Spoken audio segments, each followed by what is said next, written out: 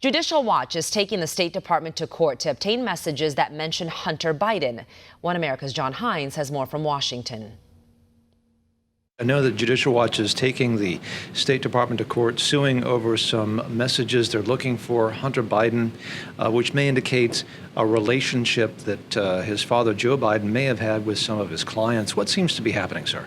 So we had filed a FOIA request back in February of 2022 seeking a set of records from a State Department messaging and archiving retrieval system called SMART, knowing that there are records that discuss or contain information about Hunter Biden.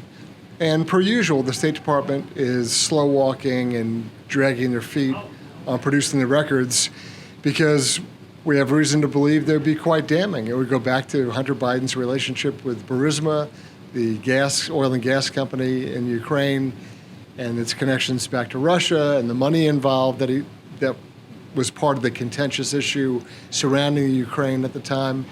Anyway, there's lots of good reasons to believe that the State Department has substantial numbers of records that not Judicial Watch isn't owed, the American public is owed. And the American public has already been lied to for more than a year about Hunter Biden's laptop. Well, now the State Department is seemingly mirroring the cover-up, and they're withholding records that you and I are owed, and we've gone to court to get them. How long has Judicial Watch been attempting to get these records from the State Department? How is it that Judicial Watch is aware of these records to begin with, and where did you happen to come across that sort of information, sir? Yeah, so this first came up during the time frame of the phony impeachment of President Trump over the Ukraine phone call.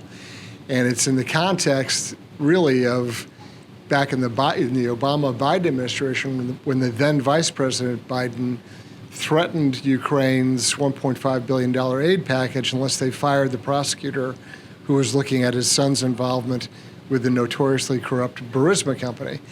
That's sort of the predicate of the starting point. As the phony Ukraine impeachment that was launched against President Trump was initiated, more facts and information came out detailing Hunter Biden's involvement at the time when his father was the vice president. So we had asked the State Department all sorts of questions back then. So this is really sort of the third or fourth iteration of us going to the State Department, seeking records concerning Hunter Biden, and they continually drag their feet.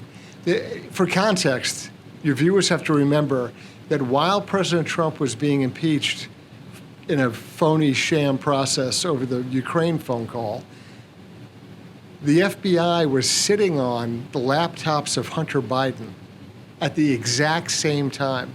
So the FBI and the Department of Justice knew about Hunter Biden's laptops. They had custody of them. They knew the contents of them. They knew all the criminality and the weird goings-on associated with Hunter Biden and Burisma. And they kept their mouths shut and did nothing and watched President Trump be impeached for nothing. I mean, that is the perfect example of what the former president used to refer to as the deep state, right? This is the level of corruption. So no one should be surprised that the State Department continues to suppress information about Hunter Biden. And so this information would be information which would presumably shed some light on potentially Hunter Biden's relationship with his father, whether or not his father knew about his business dealings. Is that possible? That is possible, and also what the U.S. Embassy in Ukraine was doing to facilitate things, right? Who had sort of guilty knowledge about the relationships, the business dealings, the Ukrainian investigation of corruption and criminality by Burisma? What was Hunter Biden's role in it? There should be. It's reasonable to reason to the point where you'd say, well, all these people are aware, they're knowledgeable. Hunter Biden's there, the vice president's flying in.